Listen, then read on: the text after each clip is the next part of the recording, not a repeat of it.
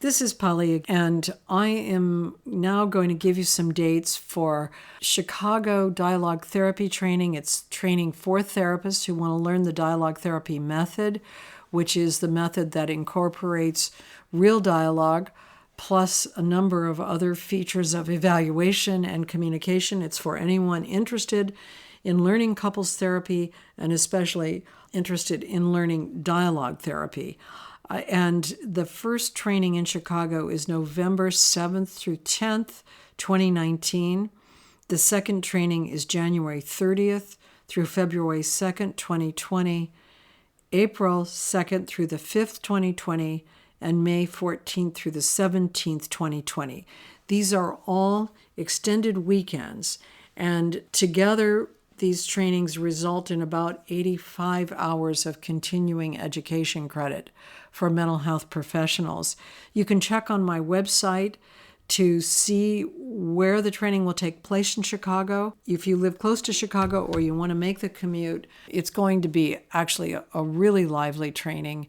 And we've taken some time to set it up, and I know there are a lot of people interested in the Chicago area. But I would encourage anybody who's close by and interested in completing the training, getting certified in dialogue therapy, to check the website about the training in Chicago.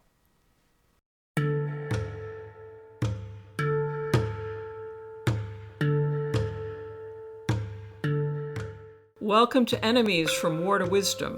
Why do we need enemies? From intimate relationships to politics, tribalism, and community, we cannot seem to stop dehumanizing each other. Chronic conflicts in our families, societies, and nations seem inevitable. In this podcast, we analyze human hostilities from the most mundane to the most sophisticated. We apply psychology, psychoanalysis, art, spirituality, and relational theory in conversation about belonging and otherness. Each program will reach for a fresh wisdom that shows us how to step back from creating enemies in our lives.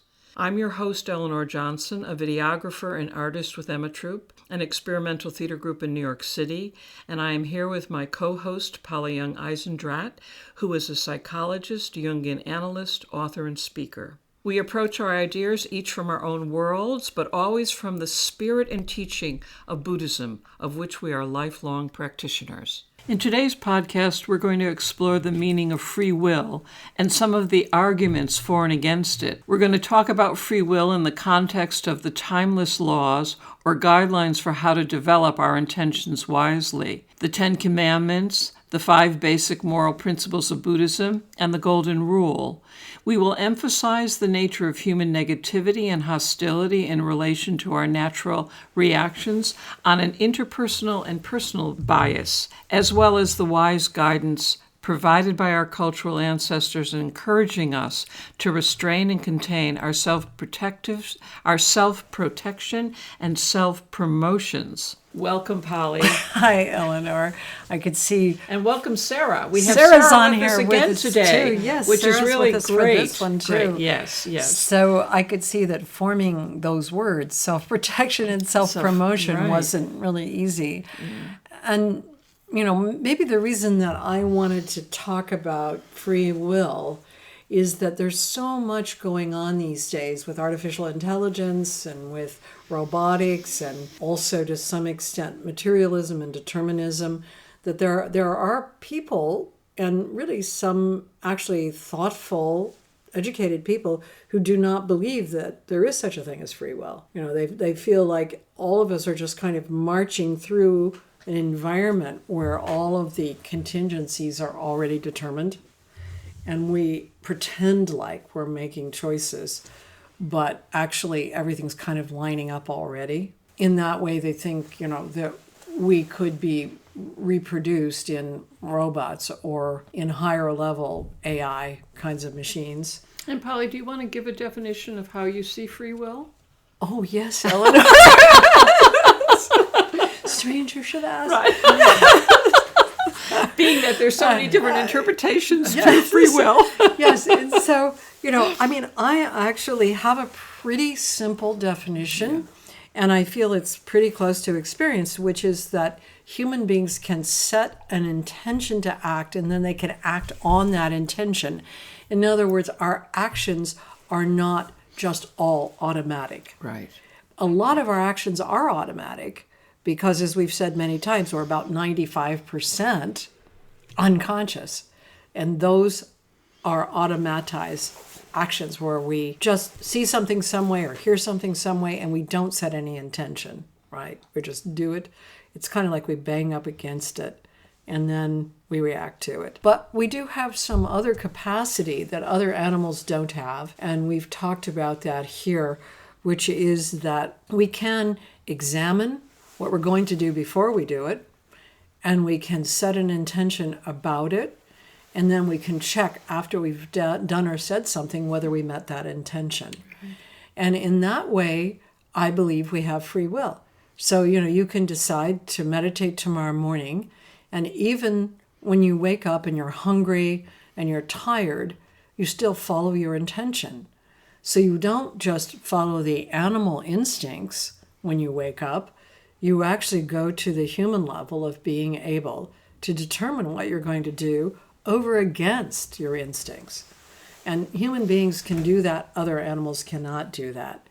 Human beings have this capacity because we have what's called reflective thought, which allows us to step back and decenter from our immediate experience and to check on either what we've done or what we're about to do.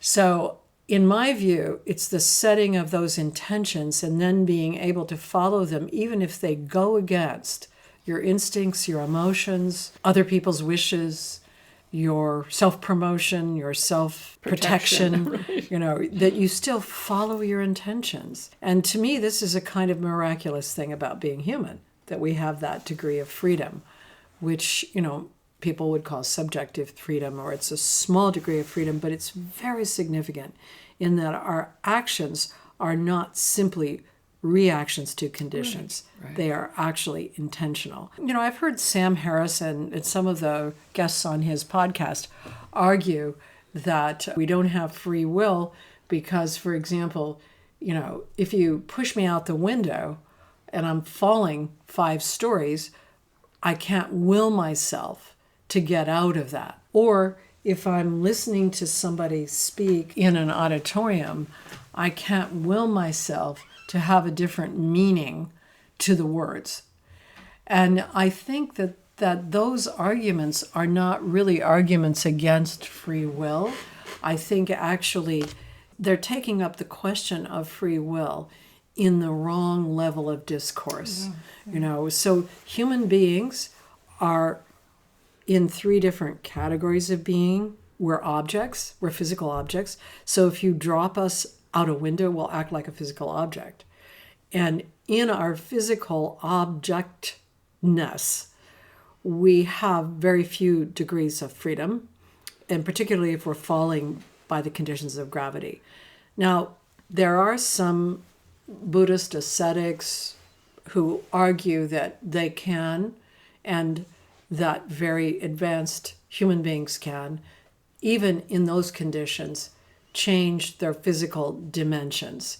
Now, I don't want to get into that argument because I haven't met anybody like that. And so, it might be possible that you can de-manifest somewhere and re-manifest someplace else. The Mahasiddhas and the if you're falling out a window, and, you can fly or whatever. Yeah. I've never seen it. Yeah. But I don't entirely think it's completely a ridiculous idea, because I think consciousness is a field and lots of things don't immediately present themselves. And there's so much we don't know about. There's a lot we don't know about, and so on and so forth. But let's just say for most of us, we behave as physical objects when you treat us as a physical object, and our free will does not span over that territory. Similarly, we behave as animals in regard to instincts, which include the need to eat and to defecate and to sleep. And we also react emotionally in the limbic system, at least within the primary emotions, pretty similarly to animals. But what human beings can do that animals cannot is that they can contain or restrain those emotions and then check their intentions. Mm-hmm. And you can even check your intention in regard to your instinctual life. And so, if you have promised to do something that goes against your instincts, but you've vowed or promised that you can do that as a human. But the dog can't. The dog actually has to go with the instinct. The dog, maybe one instinct overtakes another. The dog is sleepy, but then sees a squirrel, and so actually runs after the squirrel. But human beings actually can make the choice to follow an intention, even though they're instinctually moving in the other direction.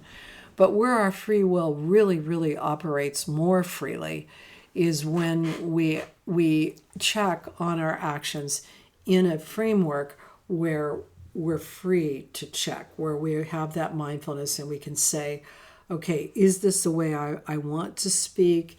What's my intention here? Or we can take a step back after we've acted and say, did I meet my intention? And then if you didn't, you can change something. You can apologize, you can change it or whatever. I found with in my tradition, Tibetan Buddhism, many of the great Rinpoches have always talked about pure motivation. Mm-hmm. Check in with your pure motivation. Right. And at times they've also used the word intention. Yeah, as well. And so they wouldn't use necessarily, free will. But I always found the thing of, check in with your... What do you think pure motivation means there? Well, in a certain way, it's both honesty, authenticity, and accountability. All kind of rolled into one because you're in relation to your own truth, to the best of your ability. Right. More than that, So it's the authenticity and honesty and also possibly compassion, kindness, yes. That the pure motivation, my understanding of it is it's not self-protective and it's not self-promoting. Yes. So that it doesn't promote your family. Yeah. Doesn't just protect your family or yourself. Yeah, good point. And so it actually has that nature of fundamental wisdom, kindness, compassion connected to your actions in a way that you're acting honestly within. And you're always working with exchanging self for other as well. So that division isn't there within Buddhism, where you separate yourself out from others. Right. And again, on the podcast, we have defined many times that the self is an interactional process. Right. It doesn't exist inside of the body. It doesn't actually exist outside of the body, but it's a habit. And it's a habit usually of speech as well as action. Mm-hmm. And it has, various narratives associated with it and various kinds of identity patterns. So the pure motivation, I think, is a motivation that's not primarily self-motivated in terms of protecting your own body or the welfare of your family, that kind of thing. Or your ego. Your ego, right, what you believe. So intentional action, then, is that level of freedom that allows us, through mindfulness or through insight or through, love, to intend things that we can bring about even against our own nature, even against our instincts and our emotions. And because human beings can do this, and again, going back to Harari. I feel like for this podcast, Harari is the Bible, Sapiens, it's like I'm always going back to Harari. But I think what he pointed out about Homo sapiens that was so brilliant, and I never had it pointed out before, is this capacity to talk about things that are not present. We don't say, here's the table, would you like a glass of water? We say, I saw your brother yesterday and he was riding your motorcycle. And so we say things that aren't happening right now, and we can direct our intentional actions into narratives that aren't really true. And we can create consequences, and even intentionally, that bring about various kinds of consequences that are very harmful, that are not present in the exact environment we're in. And so our ideologies, our preferences, our narratives enter into our actions really quickly because we can talk about things that aren't happening in the moment that we're in. So we're not simple beings, and it's not really easy for us to govern our own subjectivity because of all of these different characteristics that we have, so that, maybe we intend, for example, to tell the truth, but we get into a situation where somebody else is boasting, so then we boast a little too. Mm-hmm. And we intended to tell the truth there, but we went with the narrative, and we didn't quite tell the truth. But then, when we notice it, we could correct it and change it, or we might not correct it. So this intentional action thing and intentional will does allow us to move around in various domains where we're directing things by our own intentions. So sometimes we do that in a way that, like you said, is pure, or it's got the motivations of wisdom within it, or sometimes we do it in a way that is self-protective and self-promoting. So we're free in that way to create what used to be called a good and evil. We can create situations that really don't take that. It's not like that much effort to tell a story about somebody that's not exactly true, and that sets into motion a whole lot of things. So, since time immemorial, since way back to when the sapiens were first leaving whatever they were leaving, which, they left some initial environment and they took over all the other human species. And they did that through violence, by and large, but they also did it through what Harari calls gossip. We have fiction. A lot of that. I mean, the awareness of that is really prevalent right now in our culture. Well, I think it's always the case, anytime you listen to people talking, they're often not talking about what's happening between them in that moment or what's around them. They're talking about something that's not present. And so right now we're very aware that social media, the news and so on, can manipulate various kinds of facts and truths. But I just think it's a proliferation of what we've always done. So again, Harari goes back to like some very basic fictions, like money, he says, is a fiction. And it's a fiction that got going a long time ago with Homo sapiens. And he also says religion is a fiction, and he goes on about other fictions, like the self is a fiction. Mm-hmm. This narrative of the self is a fiction. So we talk about a lot of things that are not present, that are not immediate, and we can manipulate them through our intentions. And so because of that, rules have been set up by wise elders, by religions, by ancestors. In all of the great world religions, rules have been set up to help people govern their intentions, to help them set their intentions in a direction that might result in less harm, less self-preoccupation, less selfishness, mm-hmm. and so on. And ultimately, probably intending to harness these hostile kinds of tendencies that we have. Although when I was reading through the Ten Commandments, the commandment about not killing in the Judeo-Christian tradition, and I think it's true also in Islam and the Abrahamic religions, it's modified by killing in war. You're allowed to kill in war. But otherwise, killing is wrong. But in the conditions of war, you're allowed to kill freely. That modification is not in the Buddhist precept. So that's an interesting difference. So even though I think the Ten Commandments are aimed at helping us purify these intentions, or let's say allowing us to have wiser intentions, guiding us in having intentions that are wiser, they also, in some traditions, can lead to hostility against others. That's true. Yes. So yes. They're not necessarily guiding us against or away from hostility. Well, you see that in the Abrahamic religions. I mean, between Judaism, Christianity, Islam. Yeah, they have these righteous wars. These that wars God, for each one thinks that their God is really the best. The best. The real one. The real one. Yeah, the real one. Yeah. Again, when you get into the idea that a lot of people talking about God in these traditions have never seen God. So right. it's a fiction. They're talking about the fiction in their mind of what God is. And so my God is better than your God. So my fictional narrative about God is better than your fictional narrative. And also you're bringing up, which is a whole other debate, so much is based in Revelation. So you could say Revelation is also a fiction.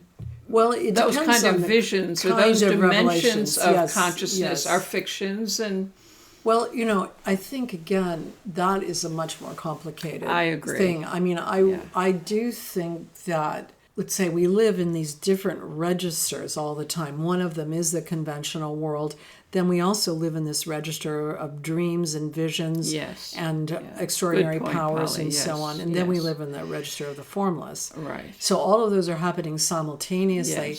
But I do think that register of dreams and visions is not exactly fictional. I mean, it's not. So what Harari meant by fiction was we're making up some story that has nothing to do with what we're actually in that moment. I'm glad that we pointed that out. Yes.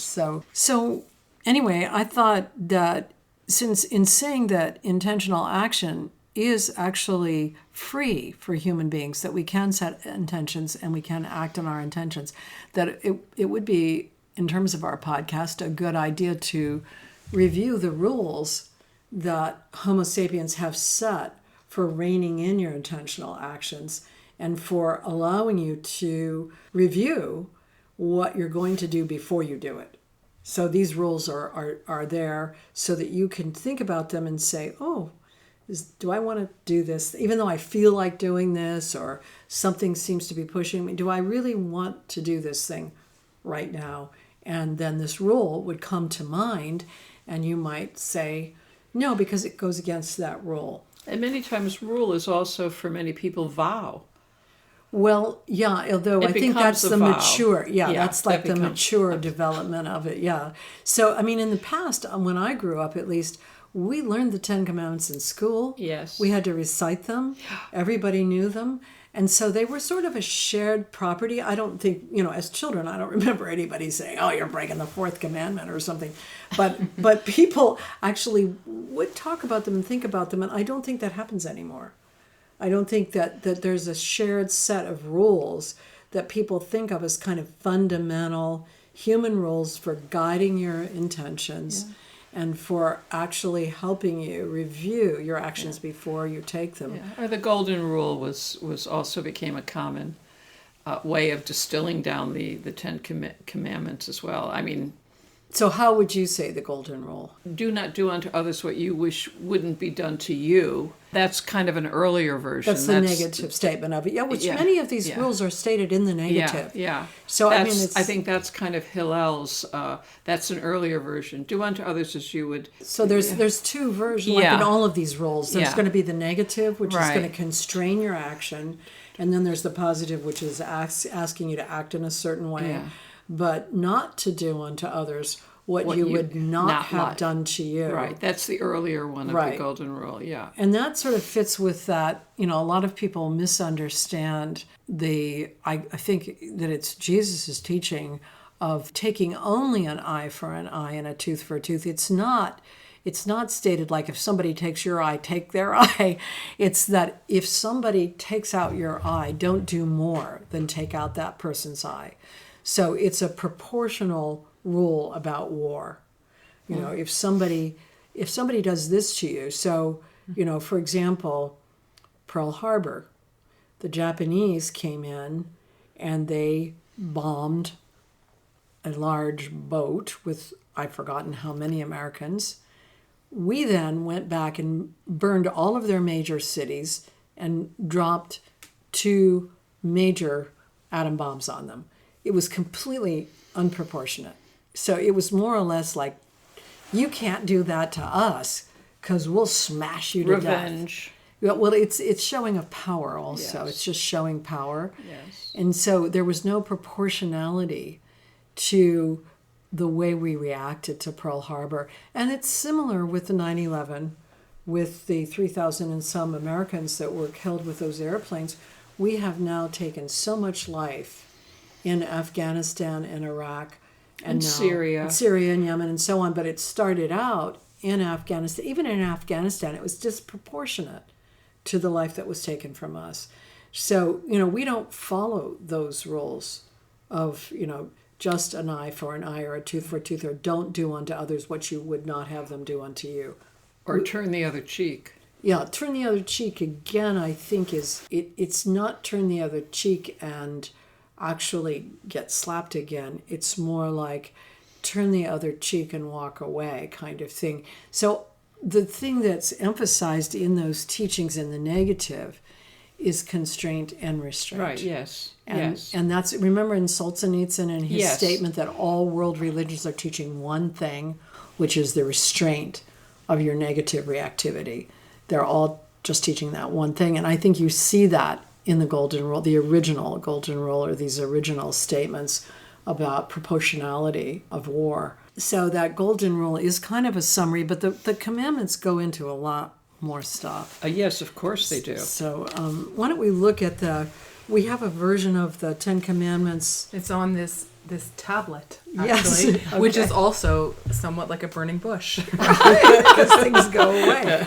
Okay, so do you want to read these, Sarah? And do you Sure. want to say what the source is for that version? Does it say what the source, where are they taking this version from? You have the Old a Testament reference and the in New part Testament. to the scriptures. Well, they've they're taking them from- annotated where the scriptures come from. The first commandment listed is, "Thou shalt have no other gods before me." Tell me what your thoughts are about that. Like, where does that, so that's the very first rule about human intention. So isn't that the beginning also of the monotheistic God?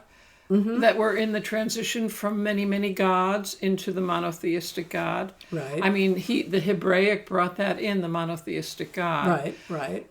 And so, but we're on a sort of more fundamental human scale. Oh. Like rather than a historic. I mean, no, it's important to say that because there were many gods and they got Right. unified into Right. one God.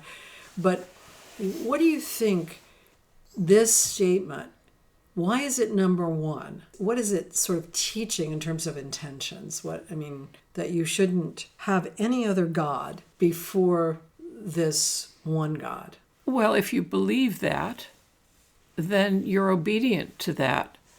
What is it? That you follow the rules or the vows of that particular deity.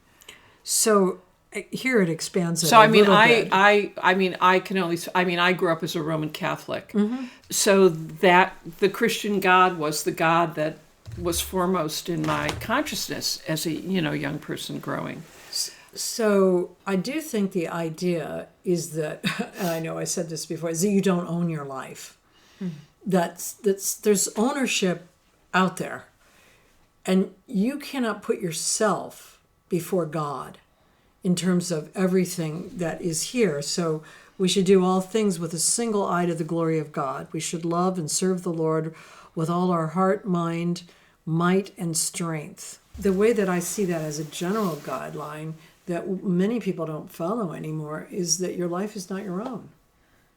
You don't, it's not like a corporation that you're running. You can do anything with this body or this life. You're in a situation that actually has its sort of control and power elsewhere. And you are participating, but you can't put something in front of that control power thing and say, this is the real thing. I mean, to be funny about it, when we were talking about, how after God died, God started reemerging in mammograms and kale and non-gluten foods, everything that protects people. That people believe, if I do this, I'll be protected. If I eat this, I'll be healthy. If I don't eat this, I'm going to be healthy. Those kinds of feelings of safety and protection used to be associated with God. It's like if I align myself with God. With God, I'll have the protection. I'll have the protection, and I won't be aligning myself with my own ego. At the beginning, it's kind of like, I'm not going to align myself with what I want, how I see things. My very first rule is I don't own this whole thing that's going on. And that, in the relationship to God or to the deity was the ability to tell the difference, to discern between good and evil. Well, yes, although I think if you actually align yourself with God, the idea would be, if you're really aligned, you're guided right. by you God. You would be doing good. Yes, that's right. You're going to be aligned with the force of good, generally speaking, if you align yourself with God. But if you start aligning yourself with your ego and your own intentions, you could possibly then you could enter hell realms without noticing. You could go off that path really easily. That's right. So it's like number one rule, do not think this is your own life. Right. This life doesn't belong to you. And I wish sometimes I could say that to mothers. You don't own the baby. because they have the baby and then they're like, this is my baby. You can't do this to my baby. Well, you don't own that baby. This whole thing is passing through. This is not yours. And so to me, that first rule, it set up something that I don't see people really thinking about much today. Yes. We've gone back to the other gods. Yeah, the other gods. They're in the kale and they're in the mammogram. The god of and self. They're in the god self. They're in the self. Yeah. Everything's protected. The god of promotion, the god of money. Yeah, money is a big god for us. It's money's going to make us safe. Right. It's going to make us happy. Money has become like a god in our culture. Well, it's Money it's a fiction. It's a fiction. Harari it's a big says. fiction. It's a big fiction. A lot of people put a lot of effort into thinking about that fiction, but it seems to me that it's easy in some way to see it with money. It's not so easy to see it with kale. It's not so easy to see it with these foods that are going to make people safe, that are going to save people. Yeah, it twists around in my mind because I think about how we were animists before we were monotheists. Right, exactly. And how the plants of the ground were the god. Right, The gods. Right. So, Well, everything was animated, and so I think in each little group there might be some that are more powerful and some that were less powerful. Well, kale's on the comeback. But kale's coming back, right? But I mean, the thing is that kale, the way that kale gets narrated, is that it's just good, and it's really going to save you. And then people eat it. They must get placebo effect from it. They eat it with this incredible belief in how it's going to make them healthy. And similarly, The a whole power bunch of belief, which is, a whole bunch of other foods. Yeah. But it's set up before God. Well, that's another aspect of belief. Yes, to have belief in the deity. Well, and if you thought that you are just appearing here in the midst of somebody else's glory, some other sort of situation that's not yours, it just makes you automatically more modest about things. I know when I was a kid and I would talk to my cousin about God, and so, we learned as Catholics also that, basically that, you're made to know, love, and serve God, and that God actually sees you all the time. So my cousin said, I have a place behind the couch where God can't see me. And so I said, well, show me the place. And so she showed me the place, and it was just like a little place in the corner behind the couch. And I was like, no, God can see there. If I can see there, God can see there. And she said, no, I think this is a place where God doesn't see me. But she was thinking about it. She was thinking about God seeing her all the time and actually reviewing her actions. And so again, that issue of being intentional becomes more important if you feel that you're serving something that's not yourself, And I Something think bigger than yourself. Yes. I think that's where that commandment is going. If you kind of put it in a modern, and it's true historically, from the many gods to the one God was a big historic move. But I think in terms of our intentionality, it shifts our center of gravity, away from the self into. We're here for some other purpose, not for ourselves, not for our own identities, not to protect our families, whatever. And what would you say about honor thy father and mother? Well, let's not skip ahead. Oh, you want to go in order? I go in order. So what's the next one? The next one is, thou shalt not make unto thee any graven image. So I do think this probably does take in the money and the kale arguments, I mean, they're sort of the same thing. That you make something else. The golden calf. Yeah, you make something else the thing that you worship, not God. Not this Yeah. transcendent principle, but something that serves your needs. It preserves mystery. Preserves mystery. Yeah, because if you're making, I guess the graven image to me seems like somehow the objectification of what you think God is. Yes. But if you leave it unknown, unimagined as money or whatever it is, then it can only be conjured by the word mystery for me. Yeah, or it's non-located, it's transcendent. It doesn't have a location. But when people put it into something, they've located it at that point, and then often they want some of that or whatever. But it seems like it's still the first principle. It's a little like the first commandment. Like, don't assume that you control things. Don't assume you know what's divine. Don't assume that you're in charge here. That's God territory. It's all God territory, right? Right. And so, it's, to me, these are very good rules. Just like get yourself out of the center of things. And as soon as you do, you begin to see the really transcendent aspect of everything that's here. But they're trying to tell you that in that rule, Then what's the third one? Thou shalt not take the name of the Lord thy God in vain. Well, that seems to, again, kind of elaborate that same thing. And in vain, what would you say in vain means there? Well, it's speaking from that God position, I guess. I mean, I think of this often being like the don't swear rule. Right. But, I think it probably goes a little deeper. Yeah, it does, But now that I'm thinking about it, it's kind of now stepping forward from graven images. This is about words. This is, it makes me think of the Jewish tradition of not writing. Right. The word name. God. Yeah. So again, like reserving a place for mystery. Right. Or I would say also that there's a way of speaking where people sound like they're God, like they know exactly what the whole bit is about here.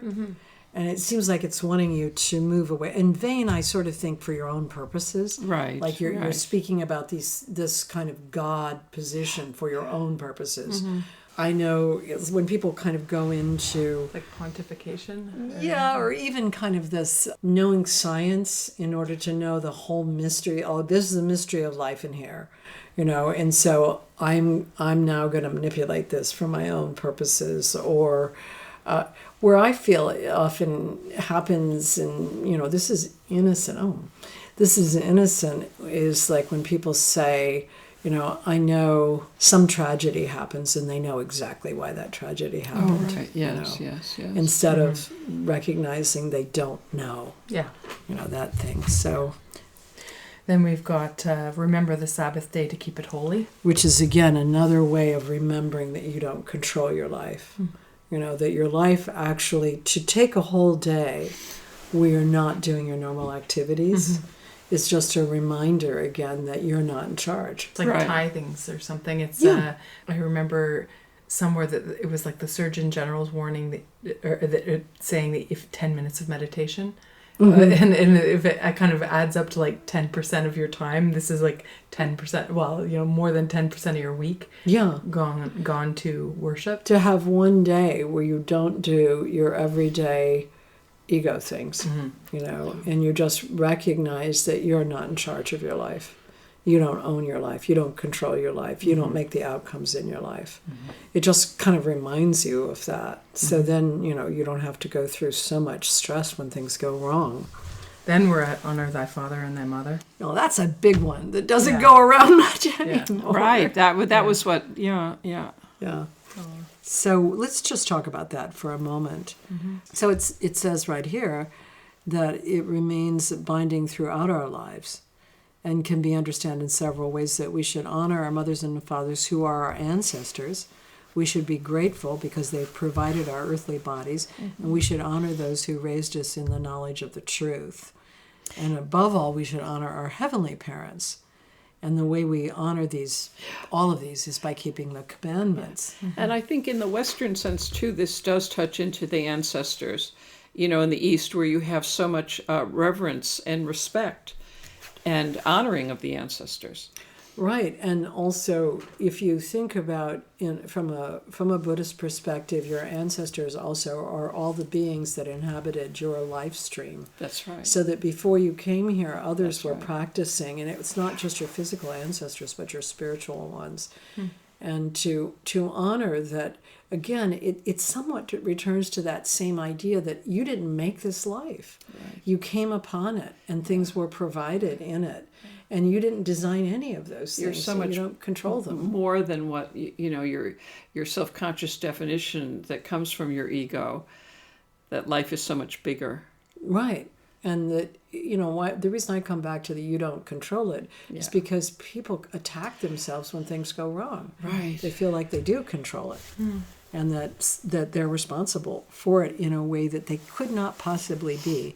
So like honoring all of your spiritual ancestors and your earthly ancestors reminds you you're contextualized in a whole net of life, not just your own life. And also, to say honor thy father and thy mother in your literal biological father and mother is another aspect of War to Wisdom. Because through the honoring of your parents and through having that kind of respect and a healthy sense of obedience in relation to that, you move brings away less, from the hostility. the hostility or the outprojection or the hatred or the blame or and all of the things sort of hostile dependency, victimization. It's all because I had a bad childhood, it My really didn't does do this, it does open the field, doesn't it? Yes, it does. I mean, in one way, and you recognize there are many ancestors, and not just the person you're blaming. Right. Right. So then the next one is kind of straightforward. Thou shalt not kill. So again, there is like a footnote on it in the Abrahamic religions that you can kill in war, and especially in wars that are just wars and holy wars and so on. And the thing in the Hebrew Bible, doesn't it say thou shalt not murder? I don't really know. Yeah. So that's a very big commandment because we're killing all the time. Right. And we accidentally kill all the time. We unintentionally we kill. That's our path to progress. Well, it's the way we eat. Right. Well, that's true too. I mean, we have to eat really frequently. Yes. And we eat other beings. Whether we're eating vegetables, they have insects on them. I mean, we're eating other beings all the time, no matter how we imagine we don't. And so there is a way that we have to kill. So the commandment not to kill becomes a part of a paradox. Like, how do you live without killing? And there again, I think Buddhism takes a slightly different angle on it in asking you to think about it as a paradox, to take the training to not kill. But, to say that you're not going to kill is paradoxical because you're killing all the time. That's right. But it does put you in the mindset of, are you going to intentionally kill? And do you kill? What do you kill? Do you kill the mind of compassion? Do you kill, things that actually are other people's enthusiasm or whatever? It doesn't have to be a being. It's a whole lot of things that kill you can... joy. Kill joy. Kill right? joy. Right. Right. So the next one is... Thou shalt not commit adultery. Yeah, that's a big one.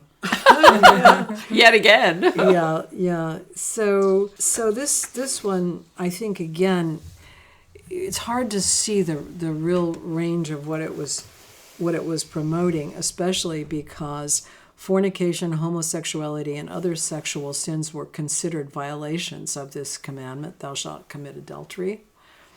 And so I think it's really when you use your sexuality in a way that creates harm. That creates to others. I mean, that says it all, doesn't it? Yeah, and you're trying to take something for yourself. Right. I think that's what coveting kind of means. Right. It's like, I'll just get that for myself. Right. And it doesn't matter how the other person feels about it. And there's a lot to sort of say about that. Originally, we reject a lot of the categories now. But I think the real instruction was to keep that kindness and compassion in your sexuality and not just use it for yourself. Thou shalt not steal. So stealing, again, it's taking something that doesn't belong to you. Yes, yes. And it's also going beyond boundaries that somebody else has set, and just not respecting those boundaries.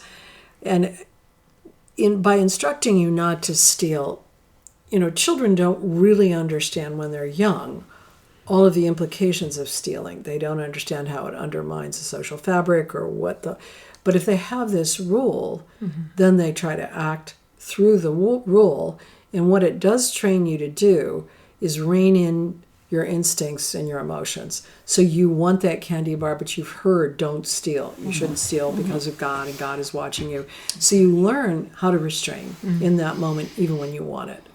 And now, again, I don't think we respect that idea of restraint quite enough, because it does seem to be at the root of all these religions, of restraining yourself from your natural reactivity and from your selfish desires.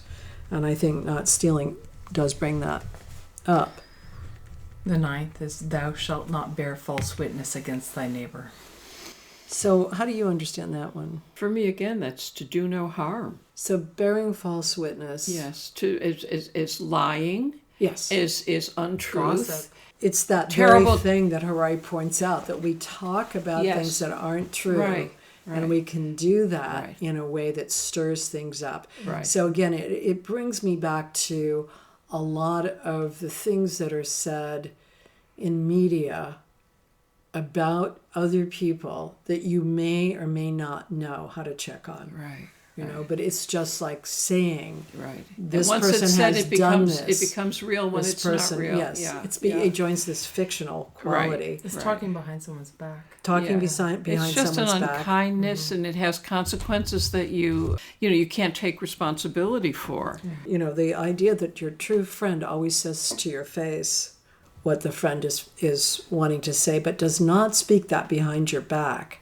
Because at that point, that's used in a fictional way. It's not used with you then, it's used about you with others. Number 10 is... Thou shalt not covet. So just read what it says there about... Sure. Coveting or envying something that belongs to another is damaging to the soul. It can consume our thoughts and plague us with constant unhappiness and dissatisfaction. It often leads to other sins and financial indebtedness. That's a really, really good rule about envy. Yeah. You know, Melanie Klein's version of envy, which we talked a lot about in the podcast in the beginning, and how people can spend so much time and so much misery just putting down what somebody else has because they feel they can't have it for themselves. Yeah, I think about how she said that envy is the most painful emotion or reaction because it destroys the good. It's like the thing that you see out in the world that is good, because it is not yours, you can't appreciate it. Yeah. That's a perfect way of saying it. And I think that's the commandment against it. You know, and again, it as a way of following, that really does help you when it comes to those feelings that, you know, when you feel about somebody else's successes, you have that feeling that you wish they hadn't had those successes, you know, or you don't get something that you want. And instead of enjoying what you've gotten, you do this other thing of spoiling it, you know. So those are the 10 commandments, and then we're going to go through the 5 precepts kind of quickly. I'm going to state these basic 5 precepts that are fundamental to all the Buddhist practices. There are lots of other ones that you can build on, and there are 10 that are given in Zen. But these are the basic 5 that belong in all the traditions. And I just wanted to say, given what we just talked about with the 10, one of the precepts was to be able to rejoice in the success of another, to be able to understand what it means to truly rejoice. Yeah, in the same way, you know, regret and remorse, you know, having genuine remorse. I really... Well, envy often makes it hard for people to rejoice in the success of others. And that was a wonderful... That's a wonderful... It's a skill that you have to, again, practice to set your mind on it, because it doesn't happen naturally. Right, well, The natural thing is to again, envy practice. to cut down other people, So the very first one, and I'm going to read it in the negative, and then you'll read it in the positive. Yes. These are 2 different traditions of stating the precepts, and so the one that I'll be stating, comes from the Theravadan or the older Buddhist practices. And so the first precept is, you know, I take the training to refrain from taking life. I take the training to refrain from taking life. So in the original form, all of these precepts were taken as vows because there was an acknowledgement that you can't just do it. You can't just refrain from taking life because you're taking life all the time. So you have to train your mind to see what taking life means. And then you can refrain from it. So it's like a lifelong practice of taking this training to refrain from taking life. That was the original statement. So in the version... And stating it positively is to the best of my ability, I will protect and support life and encourage the fulfillment of potential for love and understanding in others. So again, that's like enhancing life rather than killing life, right? Yes. And so it's stated in the positive. Yes. So the second precept is, I take the training to refrain from taking that which is not freely given. I take the training to refrain from taking that which is not freely given. There are a lot of negatives in there, but it means that, again, it's not always possible to know when you are stealing something from someone. So you have to actually be careful to not try to take somebody's joy, for example, in a moment where they're feeling it and you're wanting some joy. So you tell your story when they're telling their story, and they're not freely giving you that moment, but you're taking it from them. Like, that's a subtlety, but you start to learn to watch your intentions when you're looking at what is not freely given to you. And so it can go all the way from taking something that doesn't belong to you to taking a moment that no one has offered to you, or to taking, I know when Ed and I were first looking for houses in Vermont, and we would drive up and knock on people's doors and say, "Would you sell us your house?" I began to feel like we were trying to take things that weren't freely given, because we were just asking people when we liked their houses. And we stopped doing it after a while, but it did have that feeling about it. So then, and stated in the positive framework, to the best of my ability, I will take only what is freely given and vow to practice gratitude and generosity. Right. So again, it's not just not taking, but also giving. Yeah, and I like the nuance that you brought up with what you were saying about not taking what's not freely given. Yes. So the third one is, I take the training to refrain from sexual misconduct. And again, in the Buddhist framework, that doesn't have specifics about marriage vows or any kind of particular, like your gender, wife, your neighbor's wife or anything. It basically says to you to train your mind to see your sexuality as a very powerful kind of interaction with another, and that you wouldn't use that in an unkind or uncompassionate way towards somebody else. You know, that it's something that you always need to be careful about, because it's so powerful, and it is set aside as a precept. So again, that occurs in all the religions, because sexuality is powerful. Yes. Yeah. And the third here is, to the best of my ability, I will respect and support ongoing relationships, honor my commitments, and practice discernment between the beauty of eros as a feeling and the compulsiveness to act it out. My gosh, that's quite an expansion. Yeah, of that. I never wrote that one, but that's interesting. I mean, you can respect always and support, honor my commitments, practice discernment between the true beauty of the eros versus a feeling, the compulsiveness of acting out. That you have to act on. Yeah. That's an interesting way of expanding that. And so then the fourth one is, I take the training to refrain from unwise and unskillful speech. And you and I have talked a lot about this about what is true in speech and what is kind and so on. I don't think we need to go into it much, except to say that it's a vast practice, because you're speaking to yourself and you're speaking to others all the time. And to the best of my ability, I will say what is true, useful, and timely, and practice deep listening, such that both my speaking and my listening reflects loving kindness and compassion. Right, a very positive way. Yeah. Then the final one is, I take the training to refrain from intoxication that clouds the mind.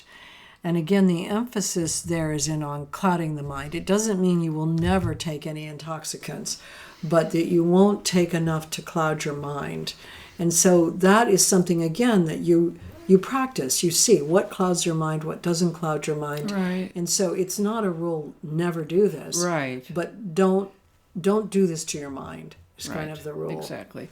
And again, to not create further harm for self or other. That's right, because then that moves into harm if you lose control of your mind. Yeah. And the last one, stated positively, is, to the best of my ability, I will maintain a clear and alert mind that is aware of its motivations moment to moment, such that it can discern between what is the cause of suffering and what is not the cause of suffering.